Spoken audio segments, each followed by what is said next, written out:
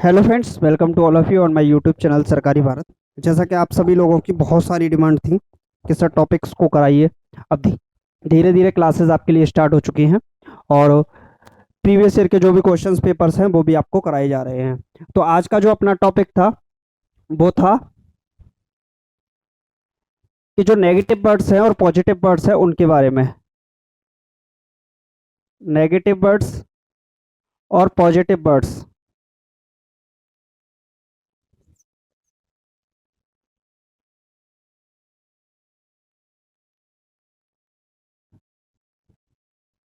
Negative words और positive words के ऊपर।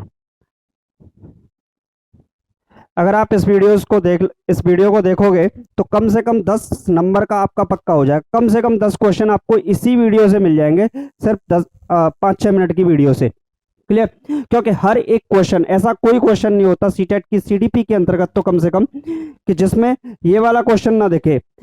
ये जो वर्ड्स हैं, जो मैंने आपको वर्ड्स दिखाए हैं, ये वाले जो वर्ड्स हैं, इन वर्ड्स में से ही आपको वर्ड मिल जाएंगे और हर क्वेश्चन के अंदर आपको देखने को मिलेंगे। अगर 30 क्वेश्चन सीडीपी के आ रहे हैं तो उनमें से कम ये मान लीजिए 25 क्वेश्चंस तो इन्हीं से सॉल्व हो जाएंगे। 25 क्वेश्चन में तो आपको डायरेक्टली यही चीज देखने को मिल जाएंगी। तो यहां से आपको थोड़ा सा ध्यान रखना होगा और इन वर्ड्स को अगर आप एक बार में कर लेंगे तो आपको फायदा हो जाएगा। देखिए, सबसे बड़ी बात क्या है, आपको क्वेश्चन जब भी रीड करना है तो उसके लास्ट में ये चेक करना है नोट तो नहीं लिखा है। अगर नोट लिखा होगा तो ये आपके आंसर को गलत भी करा देगा, क्योंकि हो सकता है वो आपसे नेगेटिव आंसर पूछना चाह रहा हो और आप पॉजिटिव के चक्कर में पड़ जाए और आंसर उसको लगा दें, तो फिर आपका आंसर गलत हो जाएगा। तो ये वाली बात आपको ध्यान रखनी पड़ेगी कि वो पॉजिटिव पूछ रहा है या नेगेटिव पूछ रहा है। क्लियर है? तो अब यहाँ से नेगेटिव वर्ड्स को चेक कर लेते हैं और पॉजिटिव वर्ड्स को चेक कर लेते हैं कौन कौन से वर्ड होते हैं। क्लियर? तो नेगेटिव वर्ड्स की बात करें तो नेगेटिव वर्ड्स जो भी हैं, नेगेटिव वर्ड्स में अगर बात करें तो केवल जब भी आपका ओनली आ जाए, ये मान लीजिए ओनली वर्ड आ जाए, ये नेगेटिव वर्ड होता है। और ओनली वर्ड जब भी आपको दिख जाए सीडीपी के अंतर्गत तो ये आपके आंसर को 99% गलत करवा देता है। क्लियर? तो आंसर जो ऑप्शन 99% आपका गलत होगा। ठीक? यहां से देखें, निष्क्रिय यानी कि इसको बोलते हैं पैसिव। पैसिव जब भी एजुकेशन की बात की जाती है तो निष्क्रिय रूप से सीखने की बात की जाती है। ठीक? तो ये गलत गलत माना जाता है, जबकि होना क्या चाहिए था, सक्रिय होना चाहिए थे। केवल की जगह पे क्या होना चाहिए, अपॉर्चुनिटी होनी चाहिए। अवसर की बात की जाएगी, केवल की जगह पर अपॉर्चुनिटी की बात। निष्क्रिय की जगह पर किसकी बात की जाएगी, सक्रिय की बात, यानी कि एक्टिव की पास बात की जाएगी। बच्चे को जब भी पार्टिसिपेट करने की बात की जाएगी, भागीदारी की करनी आएगी, तो एक्टिवली पार्टिसिपेट करने की बात की जाएगी। जैसा कि आपने देखा होगा, एक एबीएल होता है, एबीएल को भी बोलते हैं एक्टिविटी एक्टिविटी बेस्ड लर्निंग। क्या बोलते हैं? Based learning, activity based learning बोलते हैं। ठीक? किसको? एबीएल को। ये फुल फॉर्म भी पूछ ली जाती है और यहाँ पर जो भी आपकी लर्निंग होनी चाहिए वो कैसी होनी चाहिए, एक्टिविटी बेस्ड लर्निंग होनी चाहिए। यानी कि आपका जो आंसर सही होगा वो क्या होगा, सक्रिय। जब भी वर्ड देखे तो आपका आंसर सही होगा।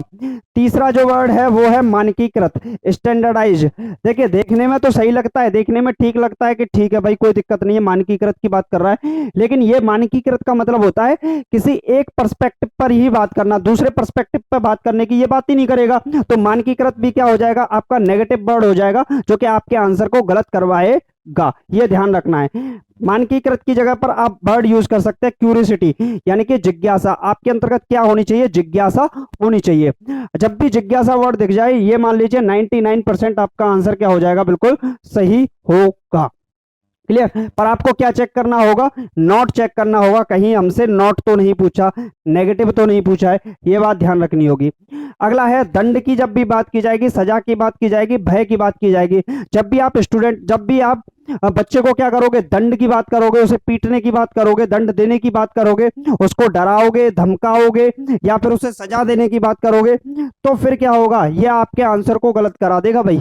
ये याद रखिए, कभी भी क्लासरूम के अंतर्गत क्या है, दंड की बात नहीं करनी, भय की बात नहीं करनी और सजा की बात नहीं करनी। ये तो बिल्कुल एनसीएफ जो 2005 है उसके भी फेवर में नहीं है। एनसीएफ 2005 में तो स्पष्ट रूप से साफ साफ इसके ऊपर लिखा है। और यहां पर अगर हम बात करें, जो आरटीई एक्ट है, RTE right to education act 2009 जो आपका पारित हुआ था, इसकी जो धारा नंबर 17 है, इसके अंदर भी इसके अंतर्गत लिखा हुआ है, जो इसकी धारा 17 है इसके अंदर भी लिखा है कि आप बच्चों को न पीटोगे, न डराओगे, न धमकाओगे, न उससे सजा दोगे, ये शारीरिक शोषण माना जाएगा, इसके तहत आपको जेल हो सकती है, तो ये भी आप नहीं करोगे। ठीक, इसके बाद व्याख्या, व्याख्यान और परिभाषा। देखिए व्याख्या की बात करें, लेक्चर की बात करें, आप मान लीजिए थर्ड क्लास का स्टूडेंट है, फर्स्ट क्लास का स्टूडेंट है, आप उस क्लास में आए और अपना लेक्चर दे गए, जैसे 12th क्लास में या फिर बड़ी बड़ी क्लासों में आप लेक्चर दे के चले गए, तो उसका कोई मतलब नहीं निकलेगा, क्योंकि लेक्चर मेथड सबसे ओल्डेस्ट मेथड माना गया है, बहुत पुराने सदियों पुराना मेथड है लेक्चर मेथड। ठीक, तो ये भी क्या होगा आपका, गलत होगा, कभी भी आप डेफिनेशन बेस्ड नहीं पढ़ाएंगे, लेक्चर बेस्ड नहीं पढ़ाएंगे। तो कैसे पढ़ाएंगे आप, वास्तविक या दैनिक जीवन से जोड़कर आप पढ़ाइएगा। जब भी आपका ऑप्शन दिखेंगे ना, तो ऑप्शन में, तीन ऑप्शन में तो ये दिख जाएगा, एक ऑप्शन में आपको दिख जाएगा वास्तविक या दैनिक जीवन से जोड़ना, या वास्तविक जीवन चीजों को ऐसे पढ़ाना, संदर्भ के इन कॉन्टेक्स्ट आपको बात की जाएगी, तो ये समझ जाइएगा कि बिल्कुल ये पॉजिटिव वर्ड है। तो नेगेटिव और पॉजिटिव वर्ड को आपको समझना होगा। इसके बाद अगर हम बात करें, रटने की बात जब भी की जाएगी, याद करने की बात की जाएगी, इमिटेट की बात की जाएगी। इमिटेट एक वर्ड आता है जो कि इंग्लिश में यहां पर आपको दिख भी जाएगा। ठीक, तो इसको ध्यान रखना है। रोट की बात की जाए, मेमोराइज की बात की जाए, इमिटेशन की बात की जाए, नकल करने की बात की जाए, याद करने की बात की जाए, रटने की बात की जाए, कंठस्थ करने की बात, एक हिंदी में वर्ड और होता है कंठस्थ करना, ये भी आपको जब वर्ड दिख जाए तो ये समझ लीजिएगा आपके ऑप्शन का, आपके ऑप्शन को गलत में ले जाएगा, यानी कि ये गलत करा देगा, गलत ऑप्शन होगा ये। ठीक, ये याद रखना है कि कहीं नोट तो नहीं पूछ रहा है। और अंडरस्टैंडिंग की बात की जाएगी, समझने की बात की जाएगी, तो ये पॉजिटिव वर्ड माना जाएगा। भेदन या अभ्यास, देखिए देखने में भेदन आपको अच्छा लग रहा होगा, लेकिन ये क्या है, नेगेटिव वर्ड ही है, क्योंकि इसको बोलते हैं ड्रिल। क्या बोलते हैं, ड्रिल एंड प्रैक्टिस। और ये बहुत ज्यादा पूछा जाता है, कम से कम 5 क्वेश्चन में आपको देखने को मिल जाएगा सीडीपी के, ड्रिल वाला ही। ठीक, और प्रैक्टिस तो आपको पता ही चल जाएगा। तो आप सोचोगे कि प्रैक्टिस तो सही है, बच्चे को प्रैक्टिस कराओ ज्यादा से ज्यादा, ऐसा नहीं है, प्रैक्टिस नहीं करानी है। ठीक, तो क्या है, भेदन और अभ्यास आपका नेगेटिव होगा। बात करें खोजबीन की, ये डिस्कवर की, तो ये सही माना जाएगा। इसके बाद हम बात करें इनोवेशन की बात करें, इनोवेशन की बात करें, इसके बाद अगर हम करें एक्सप्लोरेशन की बात करें,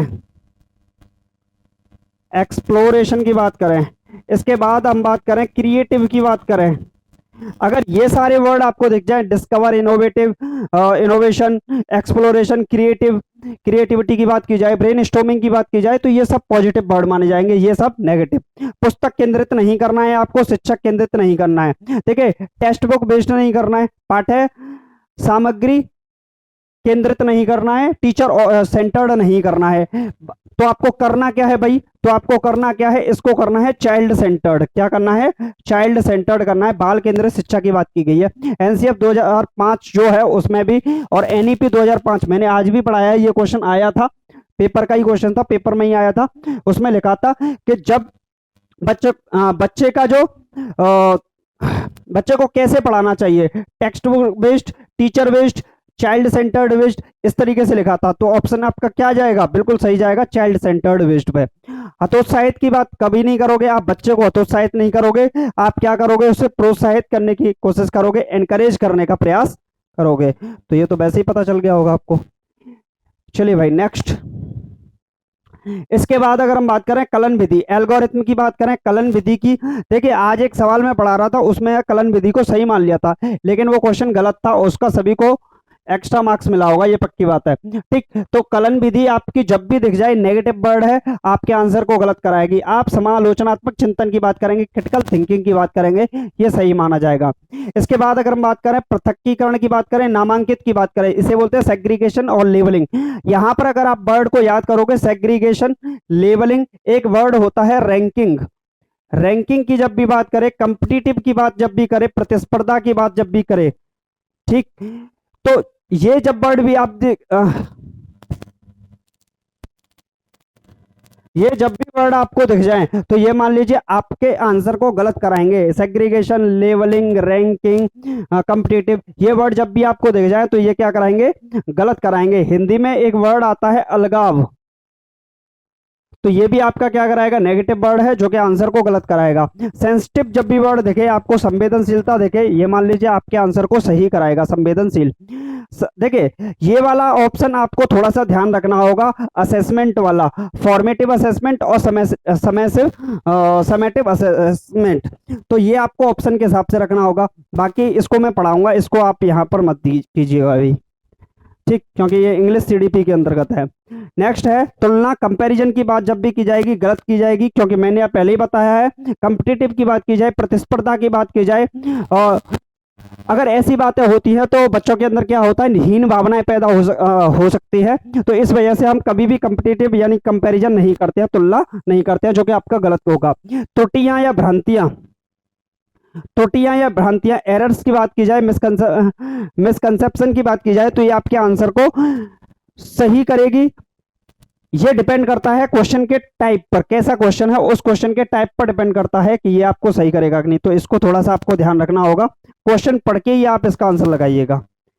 चलिए नेक्स्ट देखें और कौन कौन से वर्ड हैं भाई, बाकी के वर्ड्स को देख लेते हैं। उपेक्षा की बात करें, कभी भी आप स्टूडेंट को इग्नोर नहीं करेंगे, क्लासरूम के अंतर्गत स्टूडेंट को इग्नोर नहीं करेंगे, बच्चे को इग्नोर नहीं करेंगे, तो ये नेगेटिव वर्ड होता है जो कि आपके आंसर को गलत करेगा।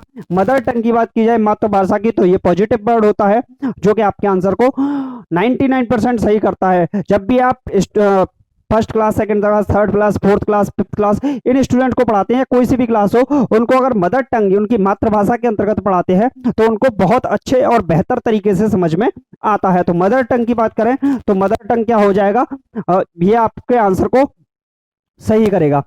रोजगार, व्यवसायिक, उच्च या ग्रेड की शिक्षा, देखिए ग्रेड की शिक्षा का मतलब ही एक तरीके से रैंकिंग हो गई, ठीक। व्यवसायिक शिक्षा की बात करेगा तो भी आप यहाँ पर प्रोफेशन की बात करेगा तब भी नेगेटिव ही होगा। रोजगार की बात करेगा, उच्च की बात करेगा तो भी ये गलत ही होगा, क्योंकि हम छोटे बच्चों को प्रोफेशनल एजुकेशन नहीं देते हैं, ठीक। 5वीं क्लास तक तो प्रोफेशनल एजुकेशन है ही नहीं। अभी जो एनईपी 2020 आई है उसके अंदर क्लास 6 से, एनईपी 2020 जो आई है उसके अंदर की भी बात की गई है, क्लास 6 से आप क्या करोगे, बच्चों को प्रोफेशनल एजुकेशन दे सकते हैं, व्यवसायिक शिक्षा दे सकते हैं, तो उसकी बात की गई है। तो 5th क्लास तक तो वैसे ही गलत माना जाएगा।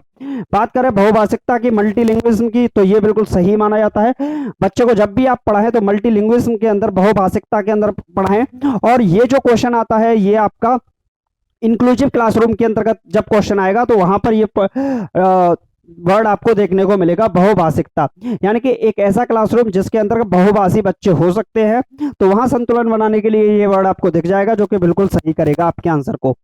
विभिन्न संदर्भों की बात करें, इन कॉन्टेक्स्ट, मैनी कॉन्टेक्स्ट में बात करें, इन कॉन्टेक्स्ट की बात करें, कॉन्टेक्स्ट की बात जब भी की जाएगी तो वहां पर आपके क्या करेगा, आंसर को बिल्कुल सही करने की कोशिश करेगा, और ये सही भी करता है। 99.99% आपके आंसर को क्या कर देता है, कॉन्टेक्स्ट वर्ड से ही यहाँ पर सही हो जाता है। क्लियर। चलिए भाई, ओह माय गॉड, इतना ना भाग,